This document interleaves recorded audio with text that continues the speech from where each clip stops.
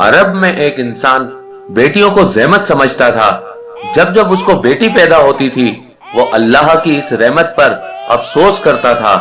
बस इमाम अली अलैहिस्सलाम ने उसको बुलाया और फरमाने लगे, ऐ बंदा खुदा, याद रखना, अल्लाह हर किसी को बेटी नहीं देता, बल्कि अल्लाह जिस इंसान को जन्नत में दाखिल करना चाहता है, उसके सारे गुनाह माफ करना चाहता है, जिसकी आखिरत को खूबसूरत बनाना चाहता है, उसे बेटी का तोहफा अता करता है।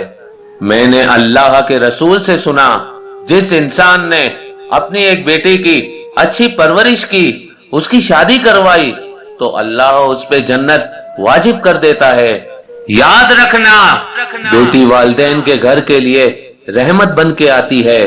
तभी अल्लाह ने अपने महबूब को अपनी रहमत बेटी की शक्ल में दी, ताकि इंसानों के नजदीक ये वाजे हो सके, ऐ शख्स, अल्लाह ऐसे इंसान को अजीज रखता है जो बेटियों पे शुक्र करते हैं, उनकी अच्छी परवरिश की फिक्र करते हैं, क्योंकि इस कायनात का अजीम तोहफा किसी वालिदैन के घर बेटी का पैदा होना है, बेटी का पैदा होना है, बेटी का पैदा होना है।